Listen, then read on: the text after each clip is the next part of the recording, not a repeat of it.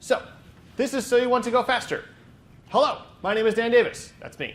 My background, as Brian kind of mentioned, is in software development. I've been doing software development for like 10 years. Have a lot of experience in this space.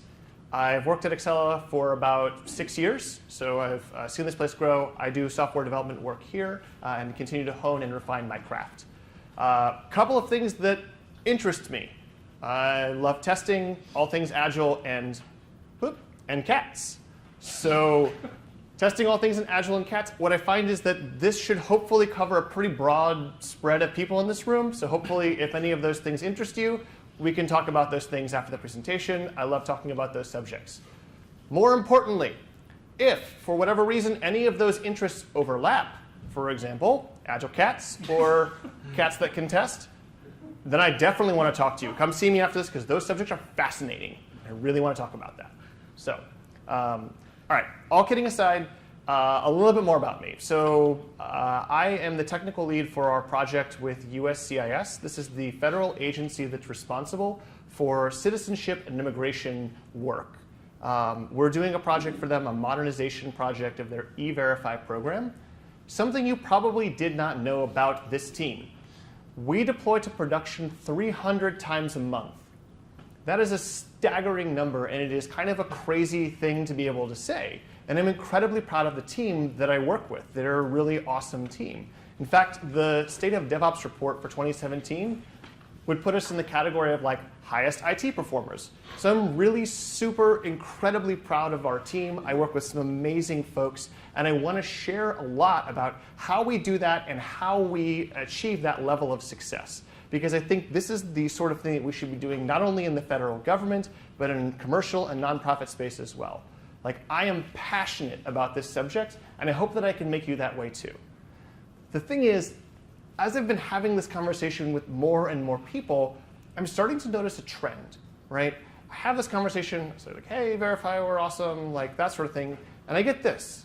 People say, that's really awesome for you guys. Unfortunately, my organization's not ever going to be that way, so what you're saying doesn't really apply, or I just don't see our organization ever being in that space. It took me a while to realize I think we've been having the conversation around DevOps wrong. So we go in there and we say, hey, here's this amazing high-performing team, and it's reasonable for people to say, yes, I want to be like that. I want that too. I want my team to have that. And they say, well, how do you do that? What do you do to achieve that? And we say, DevOps. Yeah, we're doing DevOps. And I think Dan mentioned something about continuous deployment. But it's understandable to look at this thing and say, like, OK, well, where and like what thing do I apply to get to that? I assume I Docker something at some point. Like, it is perfectly reasonable to be confused by this space. So I think what people are actually looking for is like a roadmap. Like, OK, here's where I am. Here's where I want to go. Tell me the step-by-step instructions that I need to get to that spot. The problem with that is that that roadmap is going to be very conditional on like your organization and the challenges you face and the whatever else is going on there. There's all kinds of things there, so it's hard to make a generic set of this. I think perhaps a better approach to this problem is to have a guiding question, maybe like a North Star kind of thing, where we can check where we want to go and verify if that's like, are we headed in the right direction? So I want to pose that idea to you guys. Rather than asking the question, how do I get to continuous deployment? We ask this question. What's preventing us from going faster? So like specifically, why can't we deploy more than once a week, once a month, once a day? And what are the things that are actually limiting us, that are holding us back? Think about your organization and what their challenges are. Because once we know what's limiting us, what's holding us back, we can decide what types of tools, techniques, and culture we need to apply in order to actually fix those problems and actually, dig into it. So that's the thing I want you guys to think about tonight. Think about your organization. Think about what's preventing you guys from going faster. Does this make sense? All right. So I have an important question for everybody here.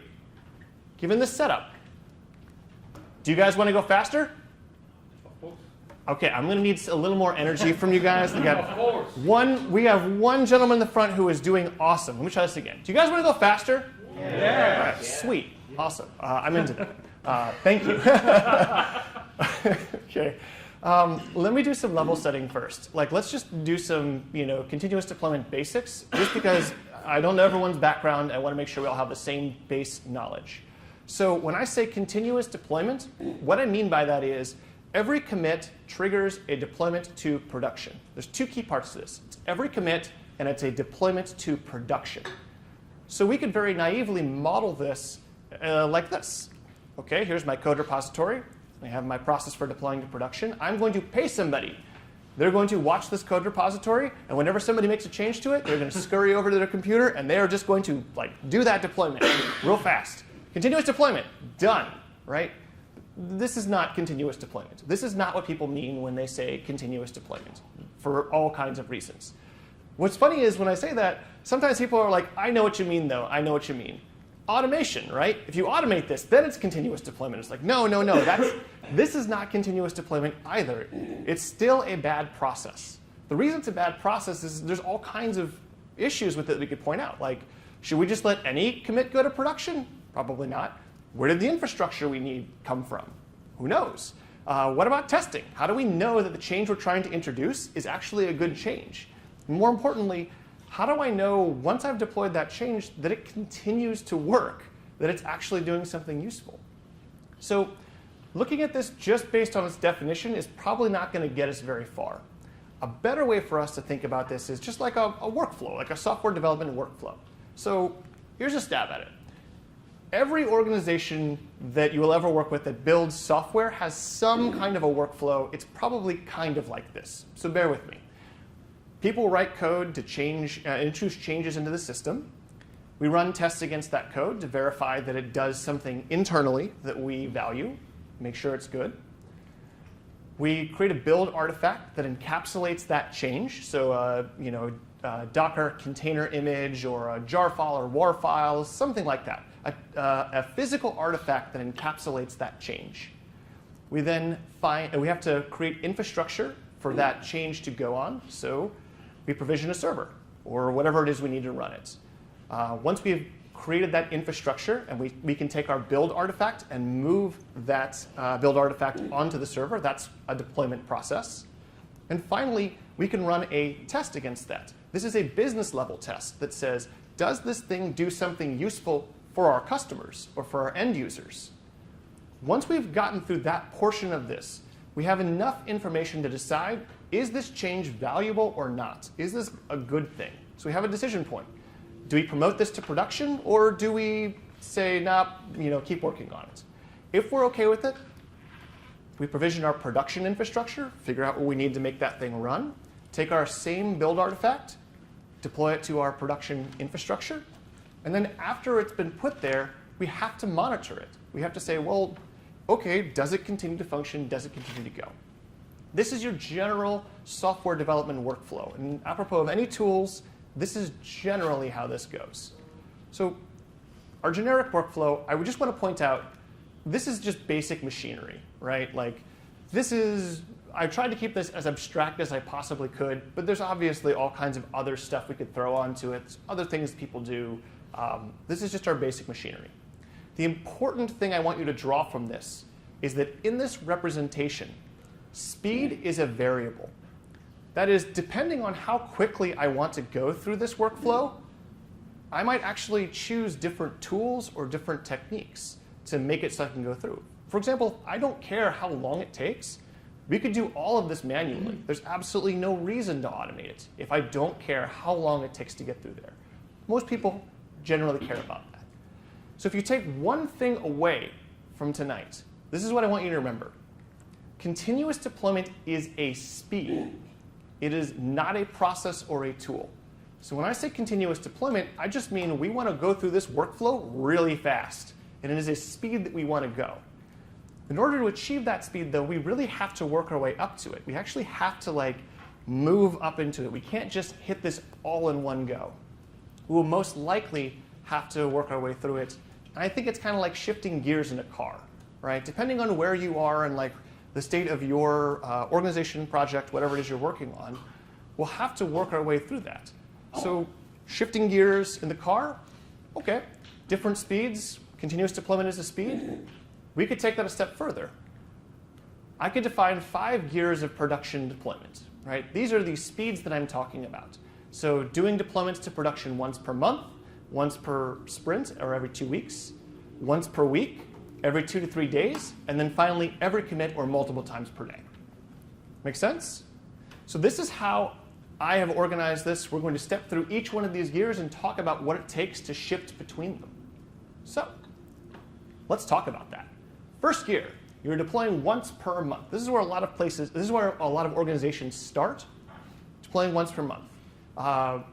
For our base, I'm going to say they have basic continuous integration. That is, they have some automation around unit testing. Well, that's about it. They usually don't have any other form of automation. Everything else in their process is going to be manual. So acceptance testing usually is done by an external team, a QA team of some kind. Deployments, usually performed by another team or a deployment engineer. Servers, manually provisioned by somebody else. And who knows when that thing was provisioned? Usually it's been out there for a while, and nobody really knows how that thing came into being. Does that sound familiar? Yes. OK, great. A lot of people have been in first gear. So obviously, first gear has a lot of pain points. For example, your deployments are prone to failure. So if you deploy once per month, chances are you don't really have a good handle on that process, and that knowledge is siloed in a handful of people who perform those deployments. Not only that, but if you have no control over your infrastructure, then your deployments are going to require downtime.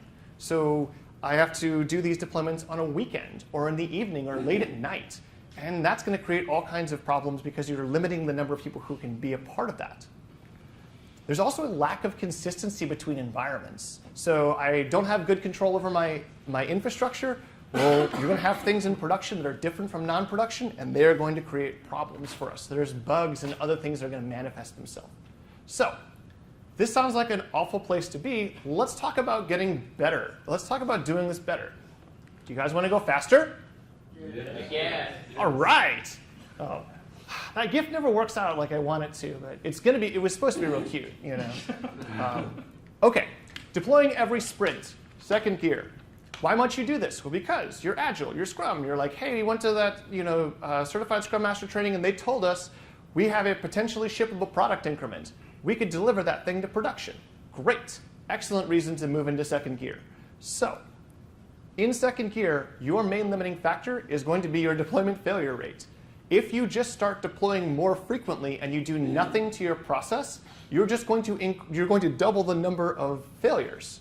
So we have to get a handle on that. We have to figure that out. The key difference from people in first gear and the people in second gear is that second gear teams have a disciplined deployment process. They know how to do this. Usually they set up some kind of a pipeline for this. So let's talk about that. The most bang for your buck at this point is going to be doing something with your deployment automation. Other stuff, not going to be quite as valuable. So focus in this area. The good news is that there are a ton of options for how you automate your deployment. You could go down the route of configuration management, so tools like Ansible, Chef, and Puppet. These are powerful configuration management tools that allow you to do a lot of interesting things both with your deployment and with your infrastructure. They're awesome and powerful. They come with a learning curve. If you want to go something a little easier, you just want to sort of dip your toe into the field of automation, Fabric and Capistrano. These are basically just deployment scripting frameworks. Take the step-by-step instructions you follow now, add some automation. No big deal. These are usually the tools we recommend at like second gear for people. But there's others, right? A lot of people are like, wait a second. All I hear about in the DevOps world is like Docker and Kubernetes and the cloud. Like, why aren't you recommending that stuff? Like, why aren't we jumping right to those things? Well, these are fine. These are good tools, and they can help you automate your deployment. But it's really important not to get super distracted by these things. These also come with can be a major investment of energy and effort, depending on where your infrastructure is currently. So my point here is focus on deployment automation. That's the thing that's going to give you the most bang for your buck. These are fine tools to use. Just don't get lost in the weeds on it. Make sense? Okay. So you're doing stuff to automate your deployments. This is going to have an interesting cultural implication for your team. We're going to establish what we call a pipeline culture. That is, our deployment process is now going to be a multi-step process.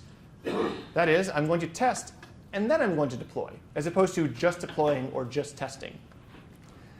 This is weird because it's going to make your deployment conditional, right? So I only want to deploy if all of the previous steps pass.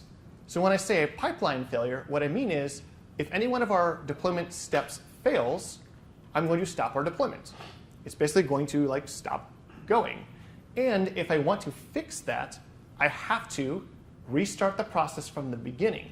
This is a big change. It's a radical shift from how we've done things in the past, where we just sort of anything to get it into production, anything to get it to go. Nope. We push changes through a pipeline, and they start at the beginning, and they work their way through. Every change is that way. So what this means is that we don't want our pipeline to stay red or in a failed state. The reason we don't want that to happen is because it will block us from being able to deploy anything to production if it's in a failed state. So we have to treat that with a sense of urgency. But again, this is an artificial barrier. Why do I care about that? I have the automation in place. I could just push these things through. Why is it so bad if that test is just failing or for hours, days, weeks at a time?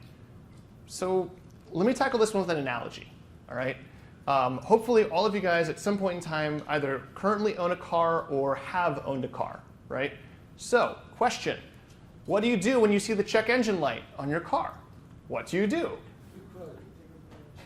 Everyone knows. You ask your parents, or ignore it. or you ignore it. No, you take it to a mechanic, right? You take it to a mechanic and a professional to say hey, this is an indication that something is wrong. That's what a mechanic can tell you. The thing you don't do is what you guys just suggested, which is, of course, you don't just keep driving on it. No, no. That was a bad example. But see, this is my point, though, right? So, this is exactly the problem. Well, why can't we just deploy it? Because we don't want to just keep driving with the check engine light on, right? If we keep driving with the check engine light on, it makes the problem worse. You're creating more of a problem for it. Same thing happens with the pipeline. If you can't deploy, all these changes stack up. So treat your pipeline like your car.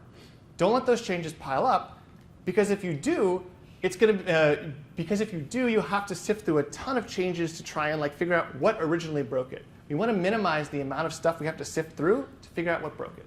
So treat your pipeline like you treat your car. Take it to the mechanic. Keep it working. All right. Once you've gotten into the power of second gear, you have established a reliable build process. We've automated this. This is going to make your build engineers really happy because you've made their job easier, right? Hey, all you have to do is use this automation. So that's great. And it's going to help us close that knowledge gap between our deployment engineers and the rest of the team. We can actually start to share that and have other people do these deployments because we've made the process easy and simple. There may still be a lot of manual steps in this, but honestly, this should be fast enough to get us to the goal of deploying once per sprint. So, do you guys want to go faster than that? Yes. All right, sweet. Yeah. Now we're really cooking, right? All right. Oh. OK. Well, it's confidence inspiring. So third gear. In third gear, your biggest limiting factor is actually going to be your environment. So third gear, I said, was deploying once per week to production. So if we deploy once per week to production and we have downtime, that downtime is going to start to add up. And it's going to really become a problem in third gear. So the key difference between people in second gear and third gear, people in third gear have a much more sophisticated infrastructure management technique for it. They know how to do this without impacting users. That's the key difference people in third gear. So let's talk about downtime.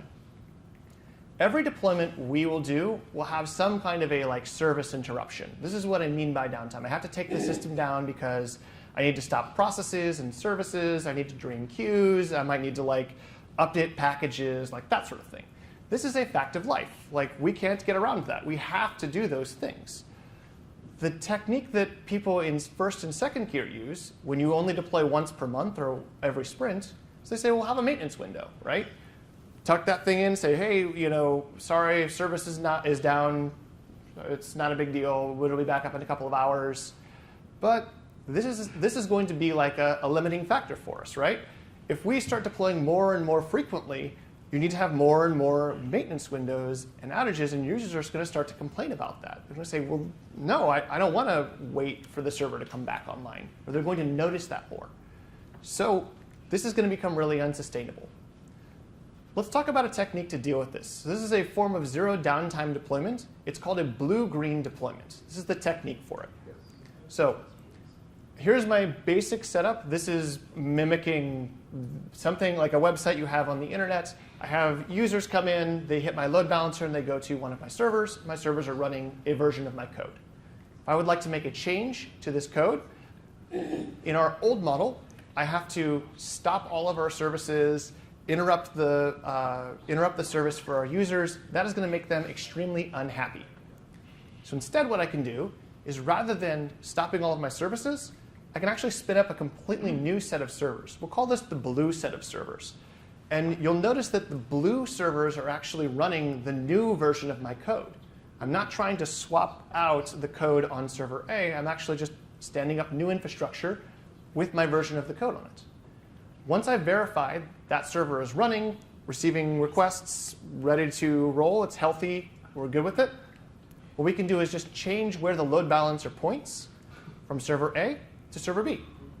This change is actually extremely fast. It's really easy to make. It's like that. And what's nice about that is that users won't ever notice that. In fact, I've got this whole new set of servers running. I don't need I don't need the original set of servers. I don't need server A anymore. So I can actually just get rid of it. So I only have one running version of this stuff.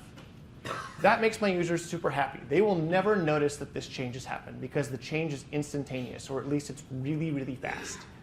So this is how we get around having downtime or maintenance windows. This is how we avoid service interruption. And this allows us to have zero downtime deployments.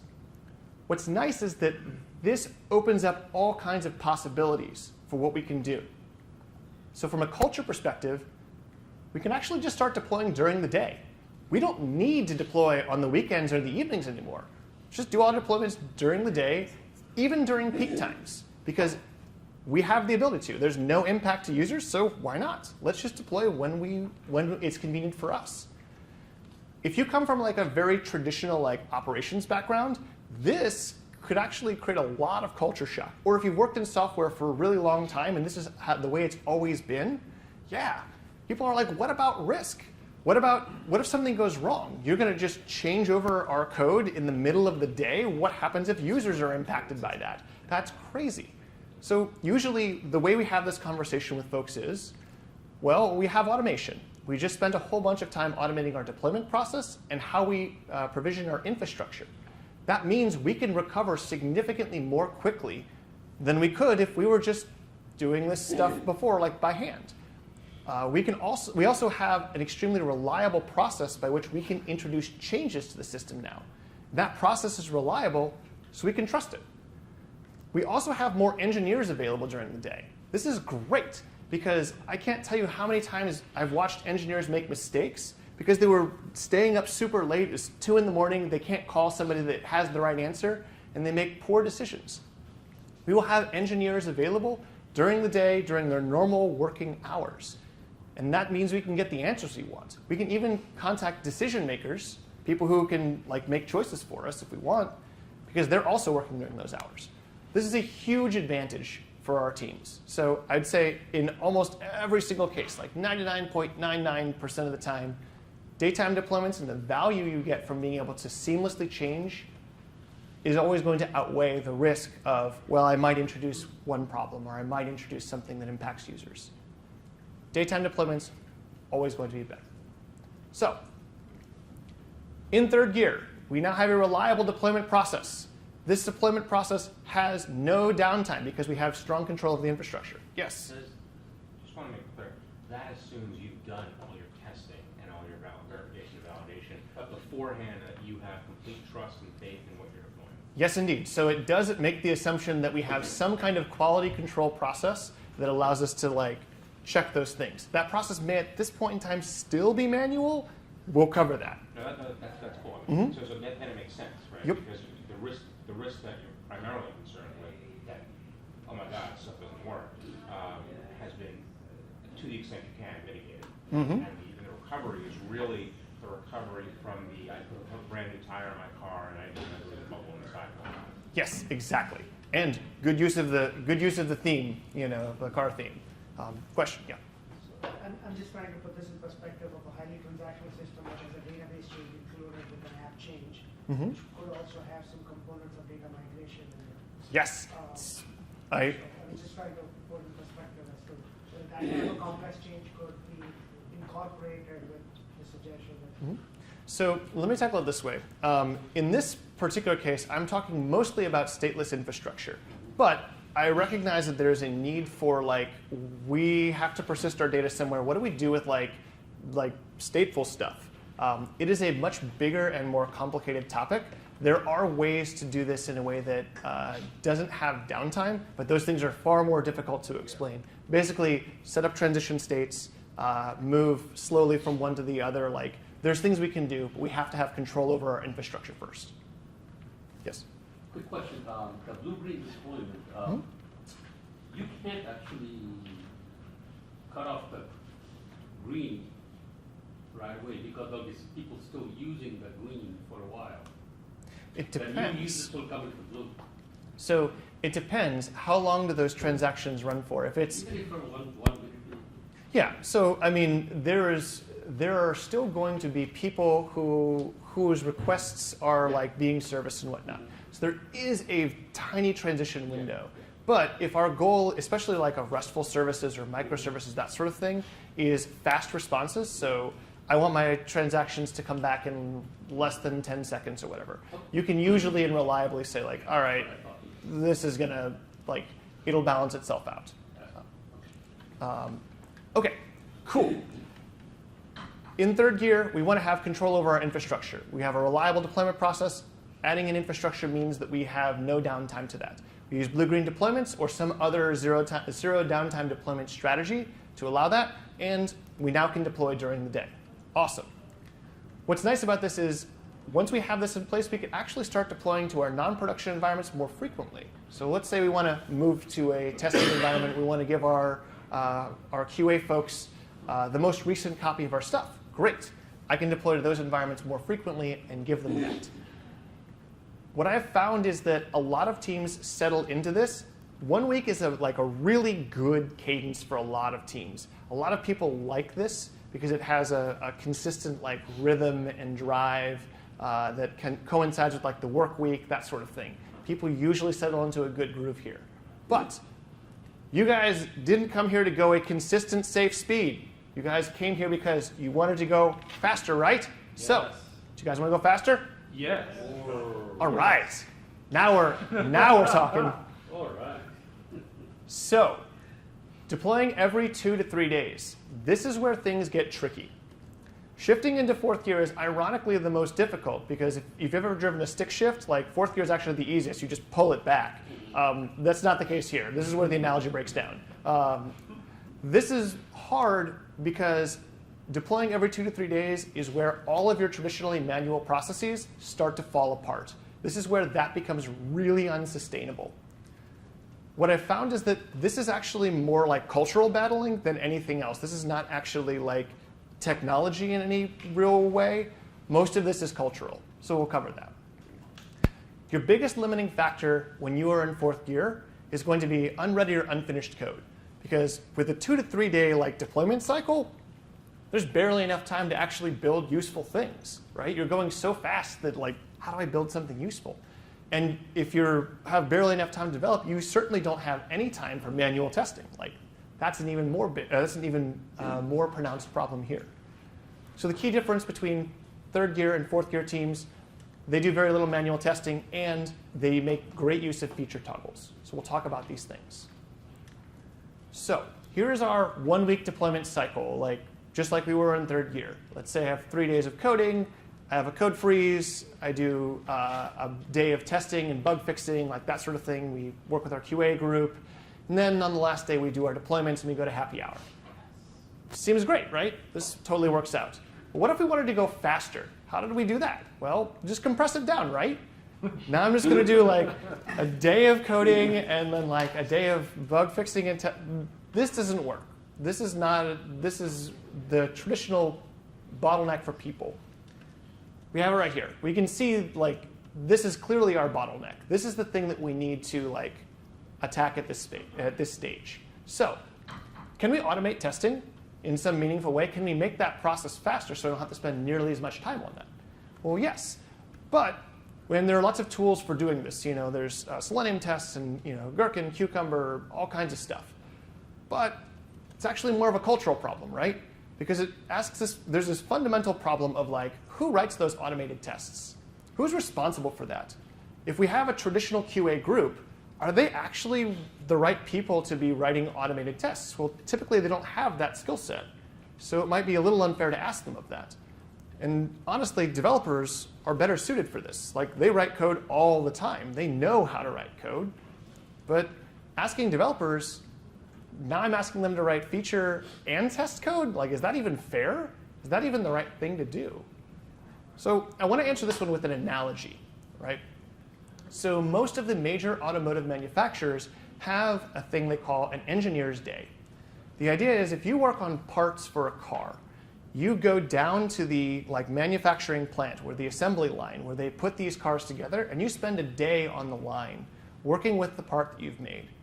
And the idea is if you make something that is hard to install or fiddly or whatever, you will experience that pain and that frustration in a very real and tangible way.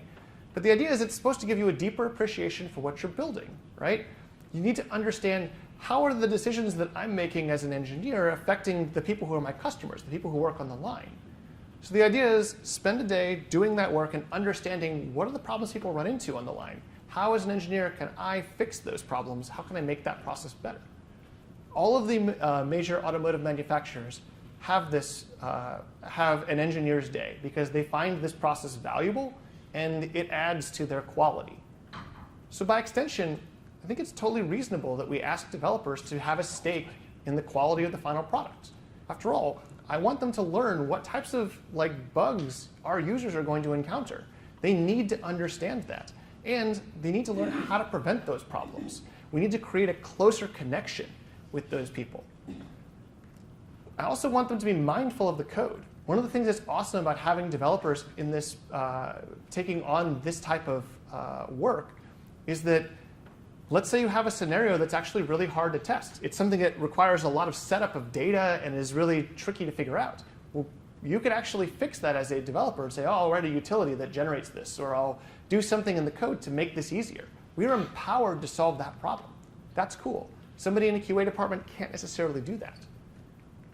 It also promotes a better collaboration with our product owner. So we have acceptance criteria that our product owner works really hard to define. Our developers need to understand what that is and be responsible for making sure it does those things. So should developers be responsible for quality? Absolutely. I think it's very reasonable. All right. So we've automated our testing. It might look something like this. We can take that block out. I'm going to spend as much time as we possibly can doing coding and testing. But there's this other weird fundamental problem, which is at some point in time of going faster and faster and faster, is 2.5 days actually a useful amount of time, enough time to actually build a useful feature? And this one is a tough question because stories come in all shapes and sizes. Can we actually reasonably build this in that amount of time? Or is this even the right cadence to set? So let me give an example of this, and let's talk through this problem. Suppose I have a useful feature that I want to put out, something that's going to benefit our users.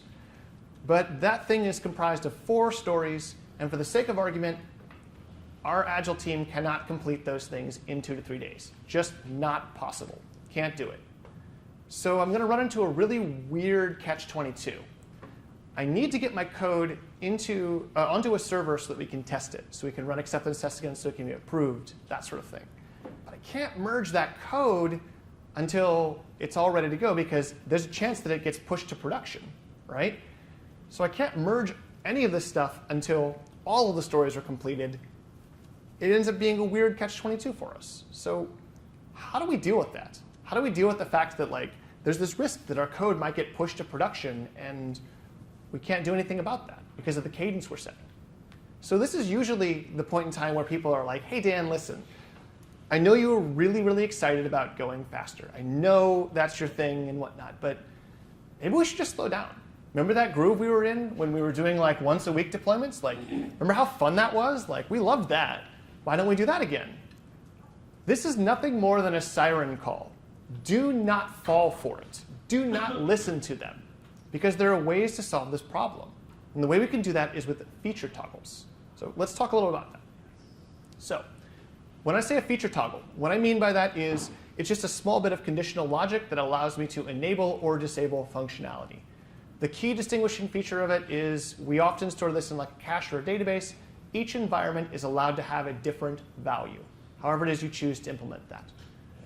So as an example, I might have a feature toggle, and I'm going to put that around my search bar, right? So in my non-production environment, I have the toggle turned on, so users can see that search bar. In production, I have that toggle turned off, so when users render the page, they don't see the search bar. This is a feature toggle, or at least the general concepts around it. It's a simple piece of code to write. It's not anything any more fancy than that. So how do we use this to get around that problem? Well, so here is my 4-feature story I was using, or my 4-feature example. I have my non-production and my production environments. I can set up a toggle in non-prod to be on and in production to be off. As I build these things, I can continue to test them and do whatever it is I need to do in non-prod. I can run acceptance tests against it. I can refine them, make changes. But if that code is deployed to production, users can't see it because it's turned off, because that feature toggle is preventing users from accessing it. So the idea is I can continue to refine and iterate on this thing until I'm happy with it. And then when the product owner says yep, that's good to go, my action to deploy is essentially just turn that feature toggle on. Now users can see that. Now users can work with it. This is how we get around that general problem. What's weird about this is that it has this strange cultural implication for us, right? Using this technique kind of decouples code deployment with releasing functionality.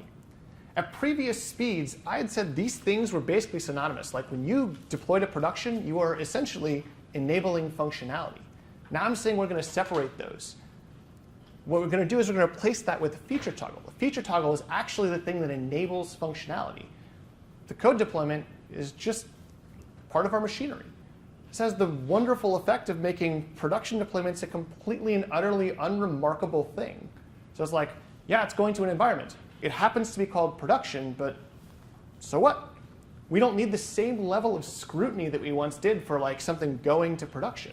It's just part of our machinery. It goes to that environment. It's deployed there. But that functionality isn't turned on.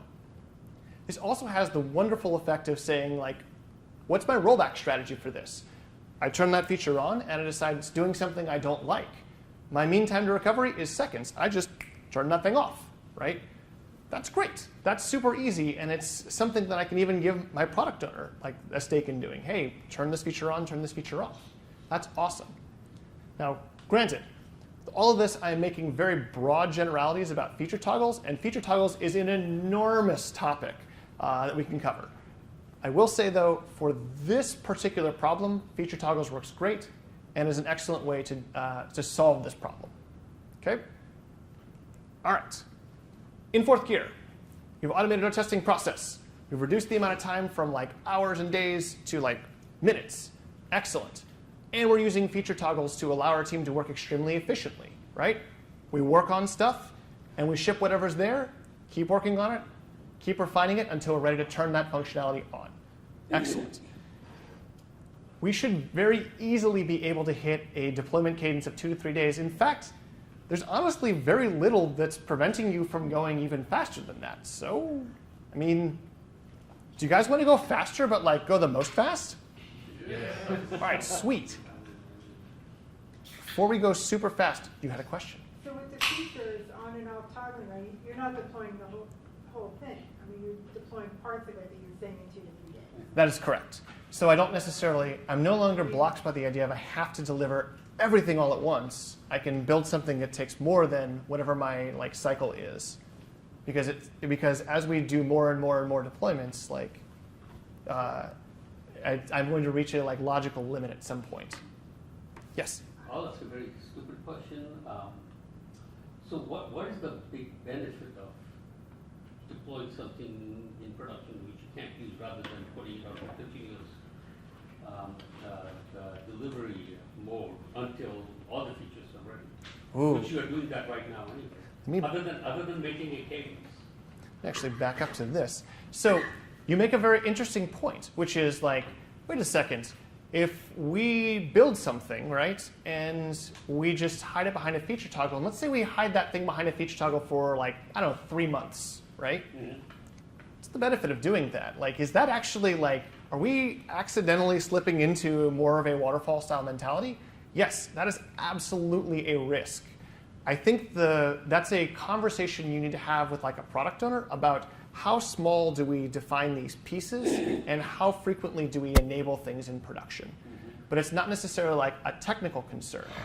I think the value and the benefit we get of it is I don't have to worry about I am going to deploy this massive change to this environment, right? The code's already there and the code can be working.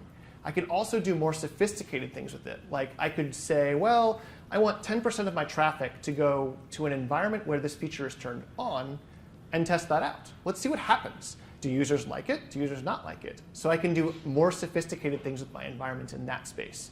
Whereas if I don't have control over this and I'm worried about like, well, we can only push it if everything is ready to go, then you're going to run into that problem. I'd also argue one additional thing there is this start and stop mode that a lot of teams run into. So most teams hit this cadence of like, we have to have a code freeze because the code has to be ready to go. It has to be ready to be deployed. Is everybody ready to deploy? Is everybody ready? Okay, now we're going to deploy. That's a source of inefficiency for the team. They're asking that question, they're trying to figure that out. The conversation we should be having with our developers is like, our code is always ready to be deployed. We don't have to ask anybody about it. We can always deploy that code. So there's those kinds of benefits too, like the efficiency gain there. Cool. All right. So is there a QA team in this concept at all? There is and there can be. It depends. I'll say this about a QA team. So I found the most effective use for those folks is to have them do exploratory testing. Right? You say, tell me the things that I don't know about my application. Try and break it and tell me about the things that we should be writing tests for and that sort of stuff. It is actually, in my mind, a more respectful way of saying, like, I want to put your brain to like good use as opposed to running through sections of like regression testing over and over and over again. So I want those people to use like their brain power to find the stuff in my application that I don't know is wrong, or to find things that are unusual about our application, like that sort of stuff. So is it the same developer that we advocate who writes the code to write the test cases also, or are we asking different developers to write the test cases than the one who wrote the code? So it depends on how you want to organize, right? So should I have my developers write all the test cases and scenarios and whatnot and write the code to implement that? You could go either way. It depends on like what things you want to optimize for on your team. What's the approach you take in your series? So we have a Yeah, no. I'm trying to think this one through. So at USAS, what we do as a team is we have acceptance criteria we define, like that the business analysts and the product owner come up with. These are broad, the scenario-driven sort of things. We have developers implement the functionality and write automated acceptance tests to meet those criteria. But we have other developers, when we submit the PR, the pull request, we have them review those changes and say like, okay, does this meet this functionality? Does this match what we want? So it's something in between the two. So there's a set of developers who does the development and the testing, the test scripts, and then there's a peer review of code by another set of developers. Right, but it could be any one of the developers on any one of our teams. So the idea being like, we're a cross-functional team. We know how to both write feature tests and like we know how to write code. Sometimes we intermingle the two. Depends on who's working on the stuff. Yep. These are really good questions, you guys. Love this. All right. I already showed you this. That's really cool. We're going to go really fast, all right? We are going to do deploying every commit. This is the thing we've been waiting for. This is the awesome part. So in 5th gear, your biggest limiting factor is actually going to be efficiency. So you've automated everything at this point, pretty much. There's only a handful of like places where we can squeeze that out. Depends on how your infrastructure is being provisioned. If you haven't made the switch to containers, this is a great place to do that, especially now you have much better control over your infrastructure. And the last part of the last remaining manual process that we have, push button deployment, that's actually going to be a limiting factor for us. That's actually something that's going to hold us back. So the key difference between 4th gear teams, 5th gear teams usually have immutable infrastructure. They have mature monitoring and alerting. And they've made the switch from like, we have to push a button to it just automatically goes. So let's talk about that monitoring piece of it, because I think this is something we haven't really touched on all that well. Even if you have really, really, really, really good test suites and automation, there's still a big gap in our testing, which is basically like, what happens after we deploy something? What happens to that code or those changes? How do they function?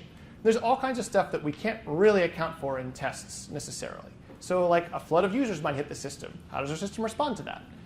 We might have a memory leak somewhere, and that's something that only manifests after it's been in use.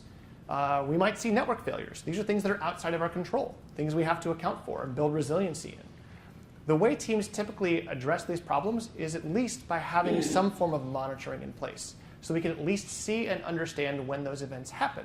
Monitoring tools allow us to like gain insight into how does our change perform and react when people use the system. So that's a nice insight. So New Relic and Nagios are 2 excellent examples of that. The other thing that 5th gear teams set up is usually alerts. I'd rather not have to like constantly monitor the system. I'd rather the system tell me when I need to pay attention.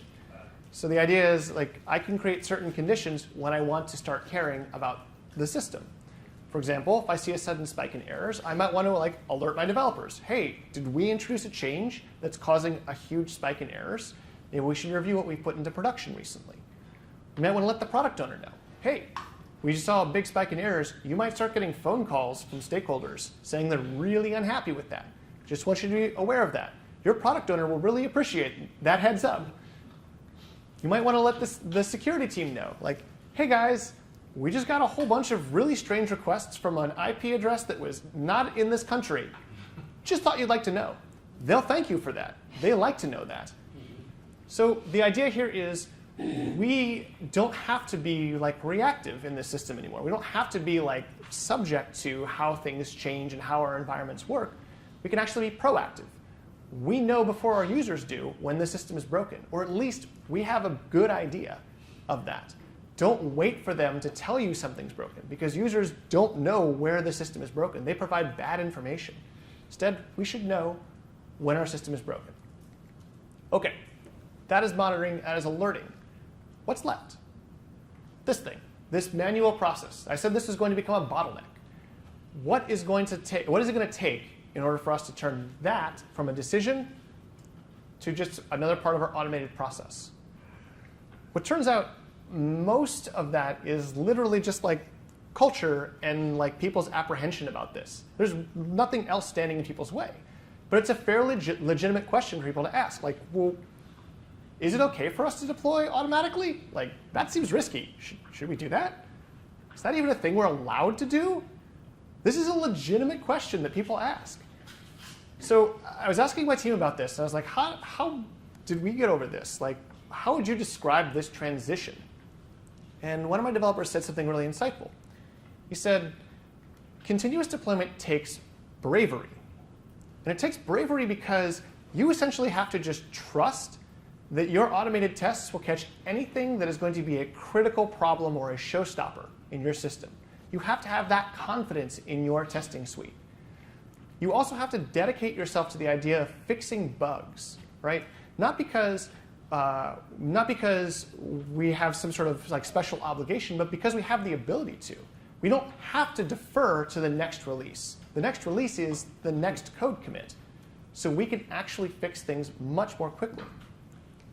As I mentioned before, continuous deployment is a speed. And there are trade-offs to going this speed. You can only achieve this with a competent and a dedicated team, dedicated to making this stuff happen. But think of it this way. You wouldn't be the first to do this. I lead a team at Accela that is doing this work. We are doing continuous deployment right now, and we're doing it within the federal government. That's awesome. And we're certainly not the first either. Like, we've been building on the shoulders of the people who came before us and like established all of these processes and taught these techniques to us. Like, this is a thing that the community is doing, and there's a lot of knowledge behind it. So take a deep breath. When you guys are ready, let's make the switch. All right, that was easy. Yay, we did it. Continuous deployment, hooray, we got here, awesome. That is cool. So this is the idea of going really, really, really fast. This is how we get to that place. But I kind of want to know, like, now that we're at continuous deployment, now we're deploying every single commit. Do you guys want to go faster than that? Yes. Yeah. Yes. Sure, I like your enthusiasm, Brian. All right, Thelma and Louise, right? Like, this is kind of what it feels like. All right, so look, I think there's a practical limit here, right? Once you get to deploying on every commit, you start to redline. Your main limiting factors in this space are the number of commits you produce in a day, like you literally just don't produce enough to go faster, or whatever the longest step is in your pipeline. So as doing some baseline math, like most teams won't ever hit this limit. If your longest step in your process is 5 minutes, you could probably average about 100 deployments in a given day. Like that's how much you can make within an 8-hour time period. So my team doesn't come anywhere even close to that, so we don't have to worry about it. And if it was a concern, breaking into microservices is also the easy solution to this problem. So independent, deployable, small pieces that we can deploy. So what I've talked about here is sort of like one pathway to get to this, like one way in which we can achieve this. But I want you guys to think about that central question. At your organization, what's preventing you guys from going faster?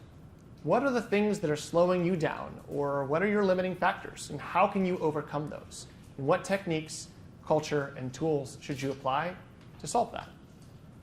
I mean, after all, like getting from point A to point B is a choice. Like we choose to go lots of different ways. Like some people like to go the fastest route.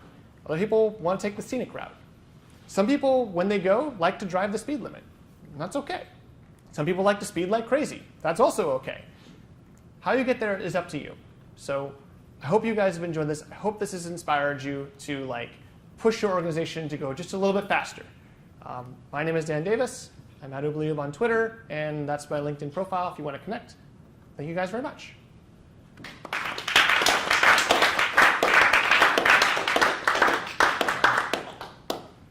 Did you guys have any questions you wanted to ask about this? Yes. Yes.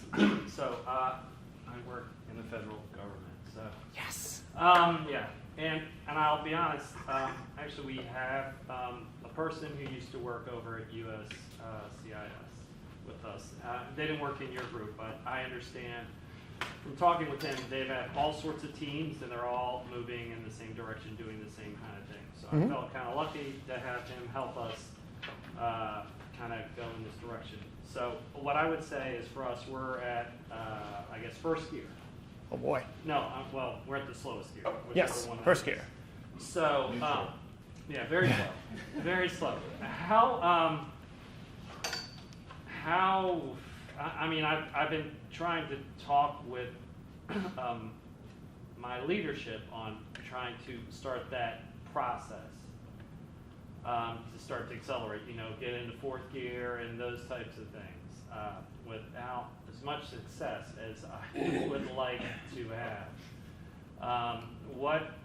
Do you have any advice to impart? on So- how to do that. I think a lot of times when we the answer from like Agile teams is like, oh, we grow up from the bottom up, but I actually think there's a really important aspect of like getting alignment from leadership, or at least getting them to understand what you're trying to accomplish and how you want to do it.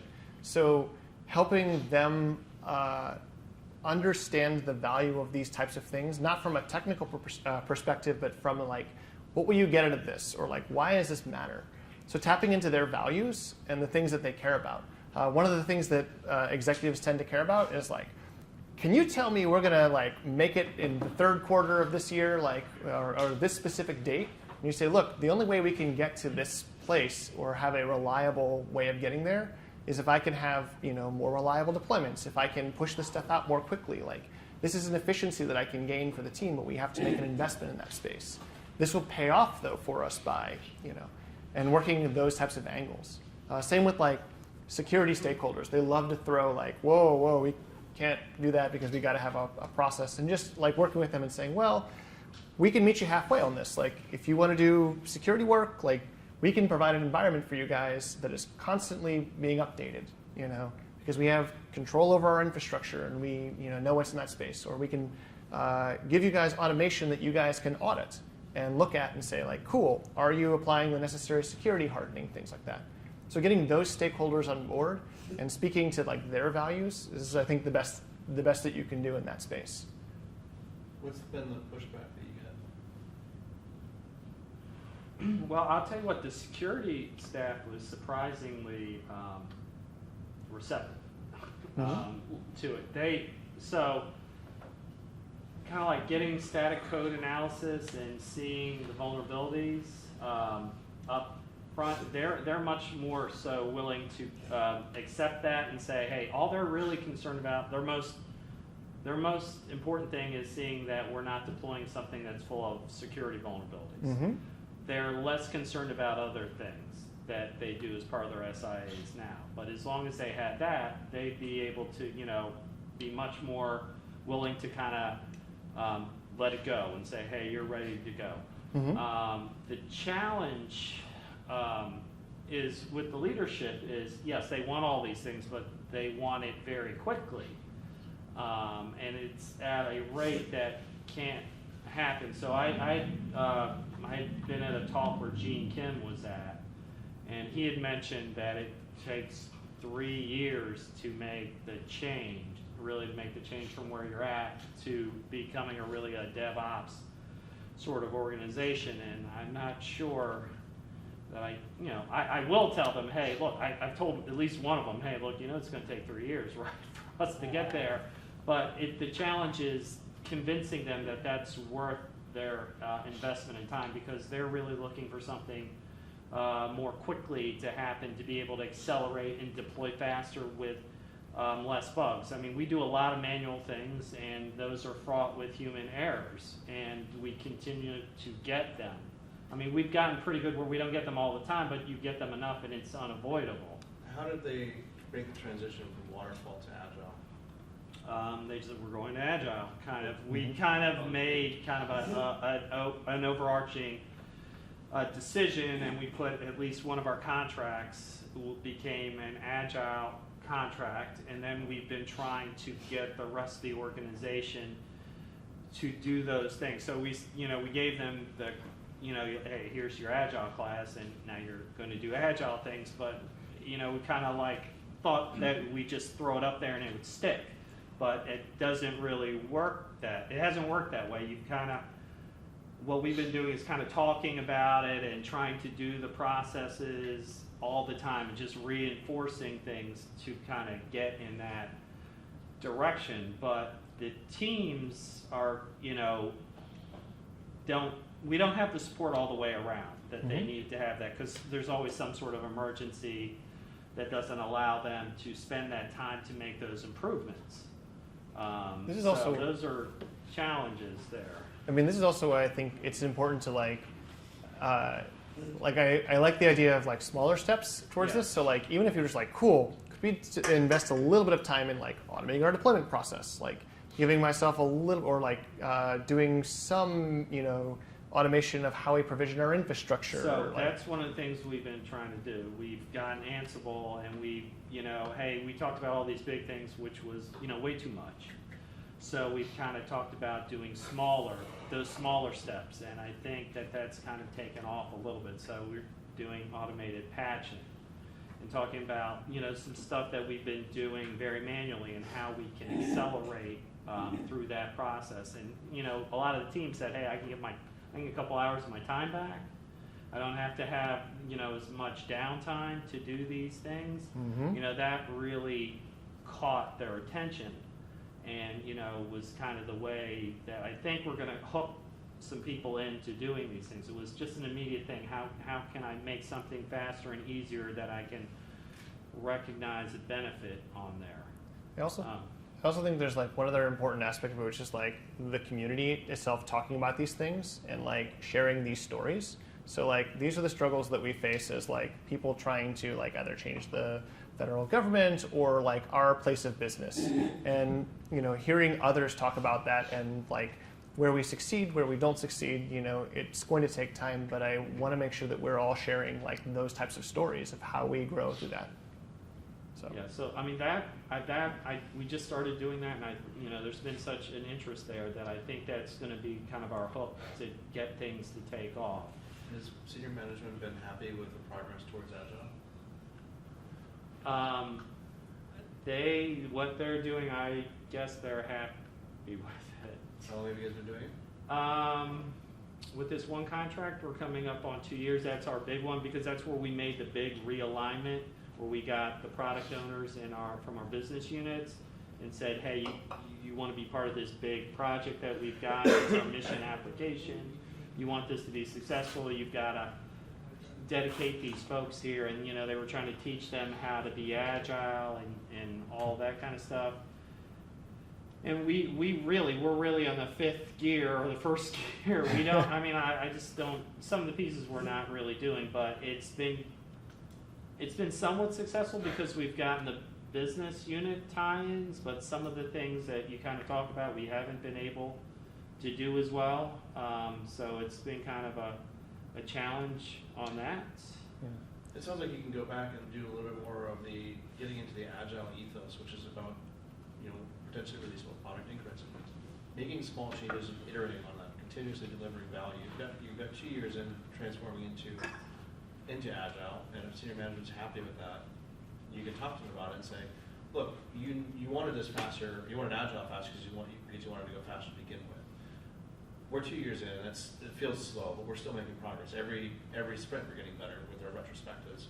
Whatever our cadence is, we're getting better with our retrospectives. We want to do the same thing and with DevOps. And we don't want to solve all of it because you can't. We want to start something small and iterate on that, learn from it and improve on it. Then you check it out, right? And really take it back to where they've already committed themselves, which is Agile, and show how this fits in and helps to improve what they're trying to do. Yep, like it. Question? One more nugget or something to build on this. No, a couple of things I've noticed. I just addressing the thing is people say, a lot of teams say they're agile, and they're really not agile. Like I started a new job, and I have a subcontractor who was saying agile. They have not done a single release in 1 year, and they have fake releases, and they're calling themselves agile. And I'm like, oh my God, they want to have a big bang release. So that's number one point. Number two is there's a lot of resistance in the culture environment. So one of the things that worked for me, I did value streaming using business process modeling, and I convinced them that, hey, these things, this is where your errors are, where you're slowing down. What if we automate this and slowly going through the business process model of your release, convince them to go faster. And that's the only time I successfully had any resemblance of going towards DevOps. Whereas my past job in department of sales, the moment I left that stopped because there's nobody else pushing them, developers, anybody. Interesting. So using the value stream mapping, helping them see But this is where the value is getting lost, yeah, or But I show them that this is exactly where you're having problems. This is why things are missed. You're having 2 weeks frustration because by the time this guy does, and you have gone over there, and they're misaligned, and he goes over there, it's sent back. So business process model gives it much more detail than value screening, but I can show them exactly where things are going wrong, and then that's how I try to convince. And then small steps, changing, 3 ways. Yeah, absolutely. Explain the 3 ways, and I mean, like for example, right now, they're perfectly fine when you get 16 emails or 60 emails from people all over the world saying things are not working, instead of them writing a little telemeter telling them that it went really well. It's very hard to work these cultural problems, and basically you have to be empowered, and then you have to slowly try to convince them to work.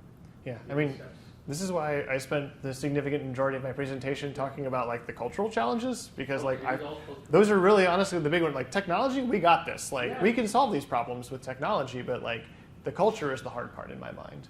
So cool. Yeah, throw in there one, maybe even give them a copy of the Phoenix Project and have them read it.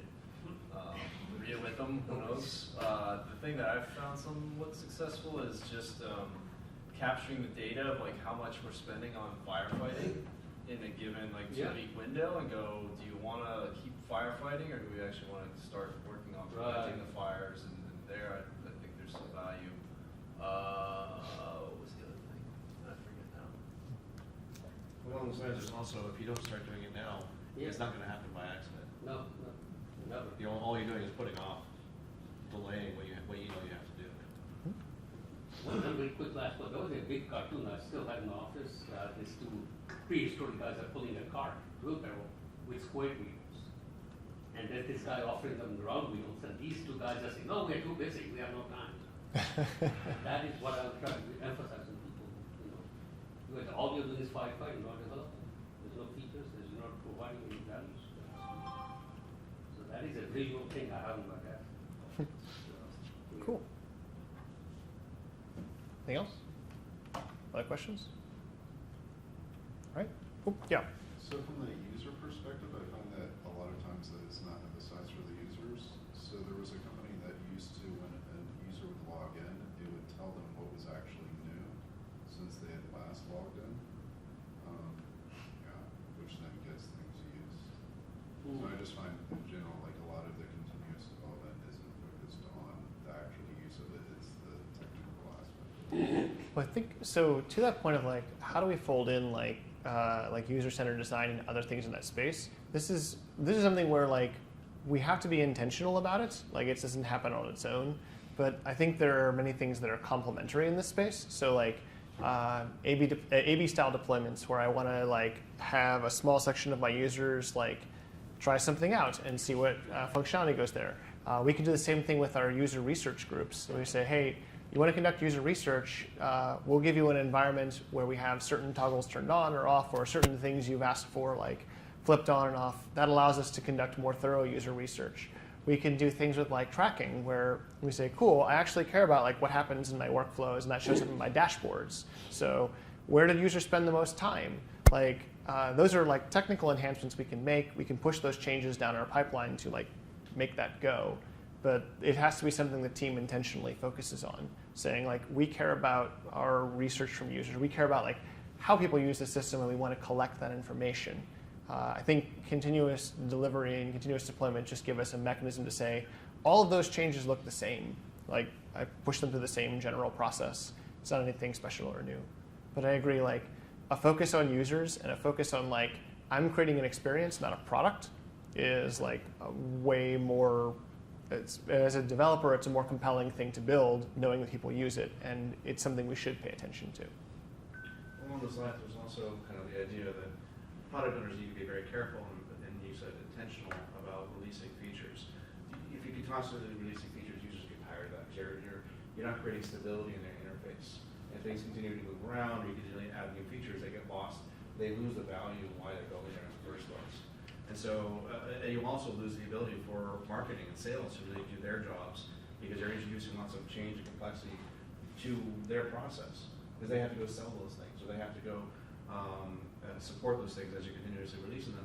So you have to have, it's not just about the mechanics or the machinery like that of getting things to be deployed in production all the time. But there's also that feature toggle aspect of really being intentional about your user experience and making sure that you're not overloading your users, you're not using your users as a large-scale test lab, because they don't like that. At the end of the day, they will leave if they feel like they're not being valued as clients, as not as customers.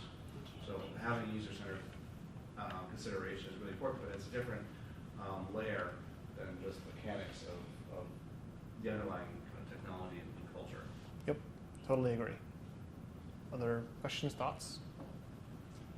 This book's got a good, one of the benefits that, the whole book gets a little technical, but, so yeah, this was the one that I was gonna order, but didn't because it's a little pricier, but we're gonna go ahead and give it away because my DevOps handbooks and the Phoenix project, which Amazon said was delivered today, was not, or was delivered somewhere in the building, I have no idea, but, yeah, great book. I'm actually in the process of reading this, so I'm about halfway through. But good book, a little technical, but not bad. All right. You're done. Mike Weinberg. Mike! Yay!